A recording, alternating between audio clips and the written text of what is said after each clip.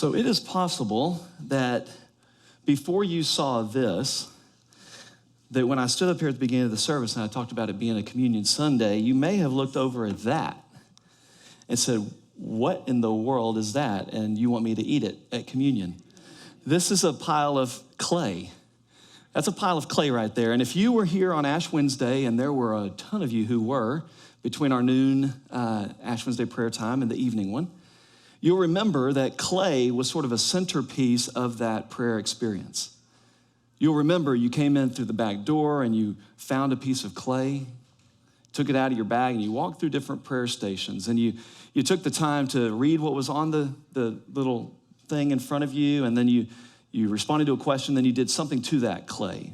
Maybe you remember you smushed the clay, or you wrote a cross in the clay, or you formed the clay into a heart, and then you took that heart-shaped piece of clay over to the life-size scale of justice that we had over here, where we attempted to remind us of the opportunity we have, the responsibility we have to take our hearts, our love, and to place it on that scale so that the injustices of the world might somehow be made right. And then on the way out, you had an opportunity to grab a postcard. And those postcards are still available to you. You can get them out front. But those postcards were intended to remind us that not only do we have a responsibility to the world, but we can make our difference in the world by making a difference in the life of one person, by coming to peace with the one person that we're at odds with. That in itself might lead to world peace if we do it one person at a time. It was a meaningful time of prayer. I always find Ash Wednesday to be super meaningful for me. Some of you may have never participated in Ash Wednesday before, and it's that moment that kicks off this season of Lent, the season of Lent that reminds us, as those ashes do, that from dust we were formed, back in Genesis, you'll remember, and to dust we shall return. It's a way of saying, to children at least, you were formed by God and God will be with you for the rest of your life. And those are the words that I use with small children. But for adults, especially adults who have gone through this Ash Wednesday experience before and who return year after year after year, you know that you come back because it's that annual reminder that you started as nothing. And when it's all over and your final breath is released from this body of yours, you will again be nothing here amongst us. If you're following after Jesus, you'll find yourself in his presence with a new body, one that's no longer sick and troubled and surrounded by all the pain and darkness that we are surrounded by in this place, in our world. Ash Wednesday is that moment for me. It's not only meaningful for you as you walk through, but it's meaningful for me too. It's meaningful to me for a different reason, possibly. Because not only am I that evening having to come to terms with my own mortality, but I'm having to look people in the eyes, people that I love, people who I've known for a long, long time and others who I've never met before, and I've looked into their face and I say, to dust you were formed, and to dust you shall return. For all intents and purposes, I'm placing your mortality right in front of you too, whether you like it or not. And it's a little easier for me to do that with people I don't really know. But when I watch people who come in through the back and I identify them as people whose loved ones I have helped celebrate in recent weeks or months, when I look out and I see a single mom whose husband I did a celebration of life for a handful of years ago, when I see my own mom and dad walk in, or my wife, or my son, and I look them eye to eye, face to face, and I say to them, your life is short. This is all we have together. And it may end sooner than we'd like. This is the Lenten journey. And unless or until you step into this Lenten journey with that just awareness, that strong awareness of your own mortality, then you're going to find yourself trying to, and you're going to feel this need to run to Easter. Because we don't want to talk about what's wrong. We want to talk about the flowers on the cross and our Easter dresses and the thousands of people showing up for worship. We want to celebrate. We want to celebrate. We want to celebrate. And I want to encourage you that if you'll spend the next 6 weeks just living into the reality of this life we live, I promise you, when we get towards the end of April and it's time to show up in your matching dresses and the flower and cross for family photos, that moment will be even more meaningful than ever. But it's a journey. It's a journey that we're going to take together, and I'm grateful that we're journeying side by side. This time of Lent is not just for me to say to you, hey, get yourselves together and evaluate your lives. As I say, it's a time for me to do the same. And I find myself asking, am I living faithfully? Am I living out the life, God, that you have for me? Am I waking up in the morning and desiring nothing but your will? I mean, I'm a pastor. I've got a lot of people in public watching to make sure I don't stumble or fall. And that's a built-in accountability for me. But what do you have? Are you asking yourself these same questions these days? Am I living a life that God designed for me? Am I being faithful? God's placed within me gifts and a plan. Am I using those gifts? Am I walking into that plan faithfully? These are the questions that Lent asks us to ask of ourselves. There's a psalm that the psalmist David wrote it's probably my favorite psalm. It's fairly long. I'm not going to read the whole thing. But I want to call our attention back to it. It's the Psalm 139, the 139th Psalm. It's a beautiful psalm. It's a psalm of David talking about this intimacy that a relationship with God can look like. That God's desire is to be close to us, to be near to us, to be one with us. From the beginning of all time, that's been God's desire. And that's why this whole thing continues to go. God's desire is to be in relationship with you, and God will do whatever it takes for however long it takes to pull that off. So Psalm 139, I want to read some of it to you. In the first 6 verses, we hear this: you have searched me, Lord, and you know me. You know when I sit and when I rise. You perceive my thoughts from afar. You discern my going out and my lying down. You are familiar with all my ways. Before a word is on my tongue, you, Lord, know it completely. You hem me in behind and before, and you lay your hand upon me. Such knowledge is too wonderful for me, too lofty for me to attain. In 6 short verses, God is reminding David is recalling how intimately this God of creation knows him. That God is not some distant being, some creator God who said, I'm going to create from a distance and then leave my creation alone while I hang out at my throne. God's desire is to be intimately known, and God intimately knows us. And then the psalmist continues with verse 7, where can I go from your spirit? Where can I flee from your presence? If I go up to the heavens, you're there. If I make my bed in the depths, you're there. If I rise on the wings of the dawn, if I settle on the far side of the sea, even there, your hand will guide me. Your right hand will hold me fast. If I say, surely the darkness will hide me and the light become night around me, well, even the darkness will not be dark to you. The night will shine like the day, for darkness is as light to you. For better or for worse, in these few verses, God is saying there's nowhere you can hide. I'm with you everywhere you go. In the dark and in the light, I am there with you. There's no hiding from me. Now, the psalmist didn't see that as like Santa Claus with small children haunting him. I must be on the naughty list now. This isn't the way God works. This isn't the way God functions. But God is always with us. And his representative, Jesus, when he came to us in the human of Jesus, he reminded us that his entire life, even with some of his final words, I will be with you forever. And then in 3 next verse, he says, for you created my inmost being. You knit me together in my mother's womb. I praise you because I am fearfully and wonderfully made. Your works are wonderful. I know that full well. My frame was not hidden from you when I was made in the secret place. When I was woven together in the depths of the earth, your eyes saw my unformed body.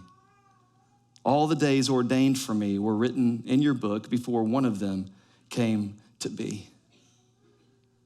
In these few verses that I close with from that psalm, we get this understanding that God created us, that he's with us, and he has a plan for us.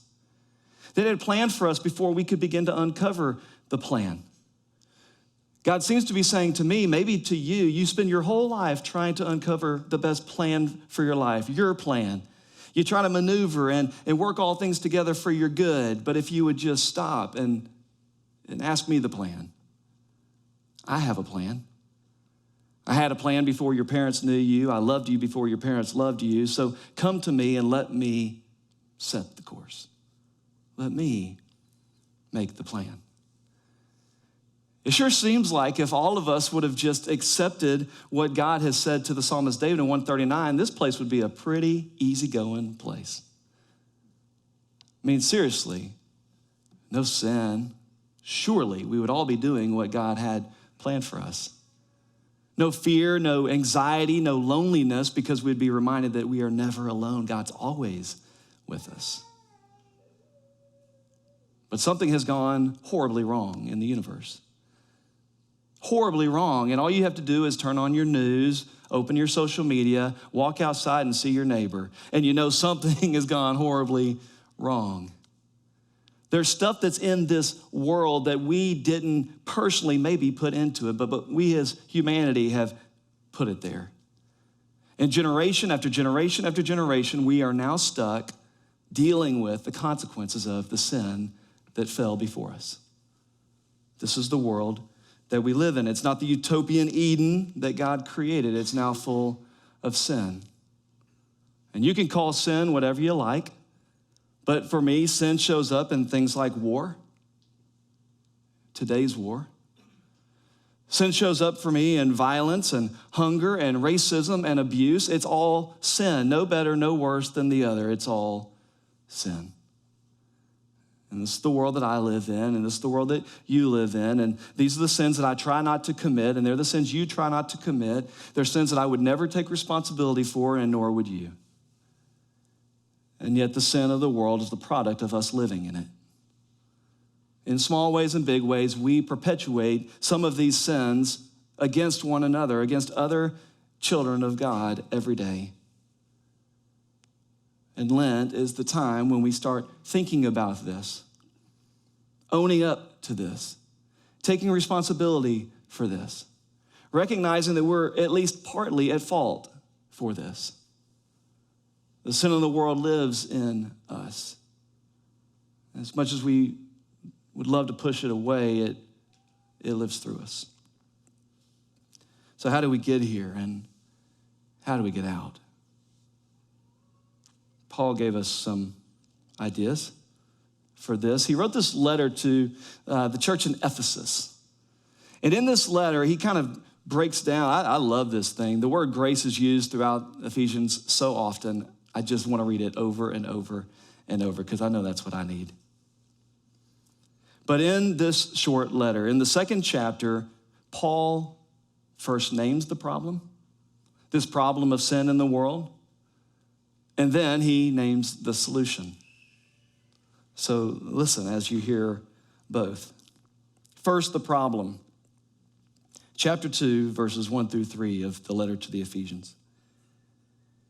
As for you, he's speaking to that church, but I think he might also be speaking to you and to me, to us.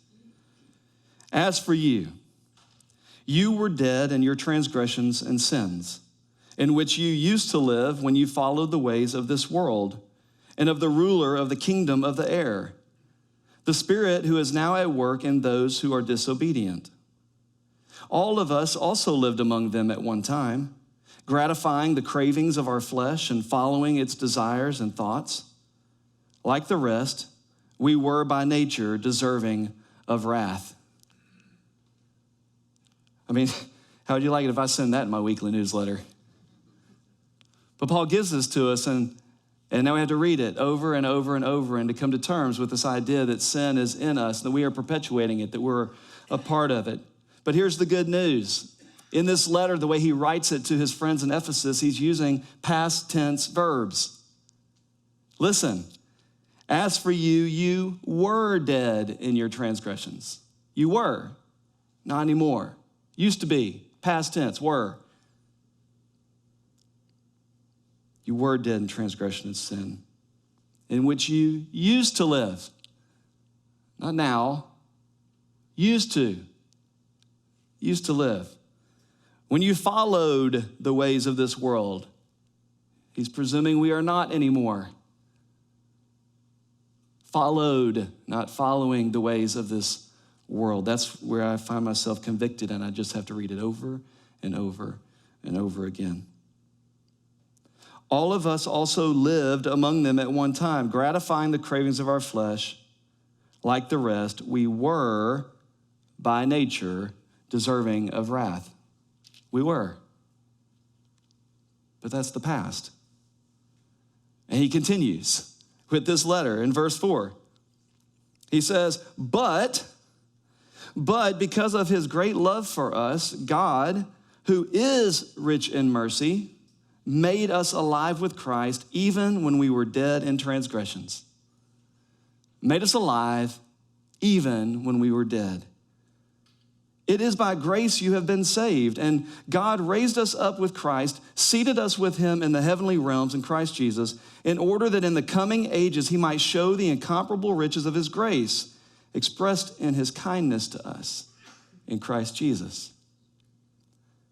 For it is by grace you have been saved, through faith, and this is not from yourselves. It is the gift of God, not by works, so that no one can boast. He names the problem. The problem is our sin. The problem is we live in the ways of the world. But he says it that we used to do those things before Christ Jesus came into our lives. And so for those of us in the room for whom Christ has come into our lives, are we still hanging out back in our past? Back then when we were hung up and caught up in the sinful culture around us, following its ways rather than the way of the Lord. Probably. At least a few of us, if not most of us. But Paul says the solution has already been given to us. The solution's already been given to us. It's not in our hands, though. The solution, it's out of our hands. It's in God's hands. It's in God's hands. The whole world, in fact, is in God's hands. Remember the song? This next verse really closes this little section well. Paul continues, and he says, for we are God's handiwork, created in Christ Jesus to do good works, which God prepared in advance for us to do. There's this interesting thing happening here that we are God's handiwork. God created us and had a plan for us before the work was done. Now this kind of caught me off guard a little bit, but in the light of our Ash Wednesday prayer service with the clay, this clay really helped make sense of this for me. That clay, me, can do nothing without the hands of the potter. That clay will be a pile of clay, a lumpy piece of clay, a clay that serves no real purpose to anyone or anything until the potter gets his hands on it with the tools of the trade, with the thoughts for what God has created us for, as it says here, in advance for us to do. It seems like maybe the step is to first identify ourselves as this lump of clay, God as the potter, and to begin imagining what might God be waiting to form in us. Some of us have been content most of our lives living as just a lump of clay. But God has more for you than this. God's deep desire is to form you, to shape you, as the series would say, into the image of his Son, into his own image. He starts at the very beginning, putting his fingerprints all over you. And then if you'll let him, he sets that pottery wheel in motion and puts his hands on you, not to cause you harm, but to bring about your good. He starts shaping and molding. Have you never thought of God in this way? Well, in Jeremiah 18, this is exactly the way that the prophet describes our relationship with God. In chapter 18 of the prophet Jeremiah, he learned this and then he declared this to the people. Chapter 18, just the first few verses, he says, "This is the word that came to Jeremiah from the Lord. Go down to the potter's house, and there I will give you my message. So I went down to the potter's house, and I saw him working at the wheel. But the pot he was shaping from the clay was marred in his hands. So the potter formed it into another pot, shaping it as seemed best to him. And then the word of the Lord came to me. He said, 'Can I not do with you, Israel, as this potter does?' declares the Lord. 'Like clay in the hand of the potter, so are you in my hand, Israel.'" Now, I like to make this personal, and I found myself restating these words. Then the word of the Lord came to me. He said, "Can I not do with you, Brent, as this potter does? Can I not take the marred life that's in your hands and make it better with mine?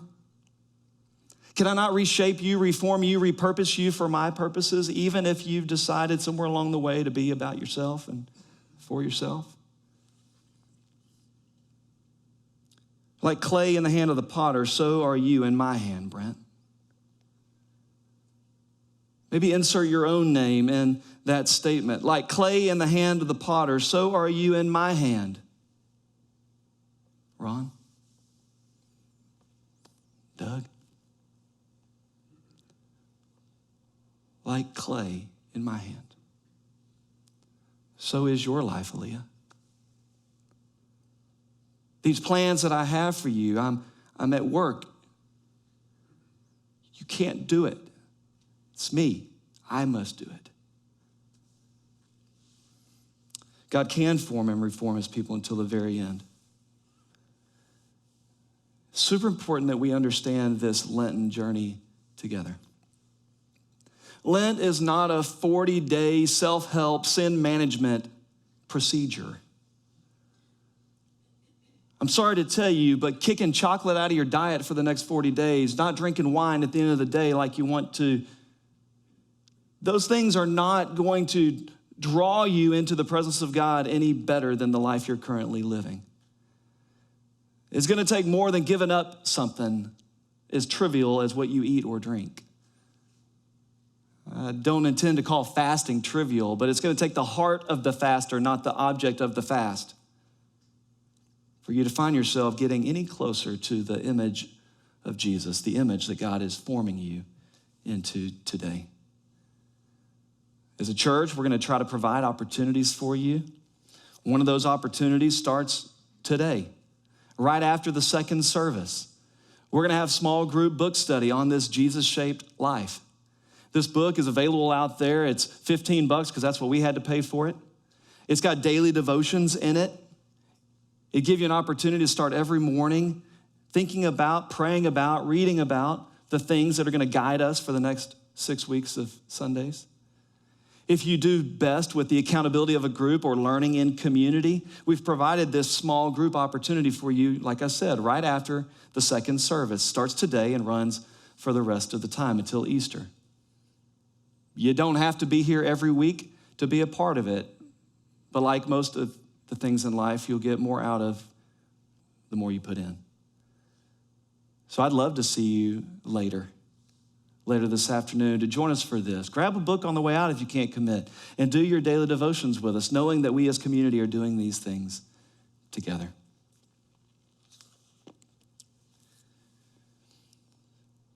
There's a daily need, a daily reorienting of our minds and our hearts if we long to one day be shaped into the form of Jesus. It takes a willingness. It takes a stepping forward and saying, today I'm turning around. I am repenting today. I am making an about face from my own ways, and I'm going to put my hand, this clay, back into the hands of the potter. I'm tired of molding my own life. It continues to look much more like a clump of clay than a usable vessel. God is waiting. God is waiting for you to hand it over daily to him so that he can do what only he can do. Now, there's a song that I would love to close with. It's sort of our closing prayer. We're going to sing it a couple times. It is a song that many of you know. About 100 years ago, 1926, it said that there was a revival happening in Florida. And there was a man who attended that revival, and he was listening to the speakers, the preachers, and amongst the words that were being spoken and preached, he had these lyrics come to mind. And he went to his room, and he wrote these lyrics out and began to share them with the people around him. And just about 100 years ago, it was January and February 1926, almost 100 years ago, this was penned. And many of you have sung it since. So I'm going to have Everett put the words on the screen. And if you know it, I'm supposed to sing it in the key of F to make it easy on our band. The problem is I talk in the key of C, I think, and I don't know where F is. And so I've got a piano friend who's he's just going to plunk the F, because that's what I'm supposed to start with, right? Not really? I'm supposed to start up here. That's going to get pretty nerve-wracking when we go higher. Supposed to start right here. All right, y'all join in. Spirit of the living God, fall afresh on me. Ooh, this will be tough. Spirit of the living God, fall afresh on me. Meld me, mold me, fill me, use me. Yes. Spirit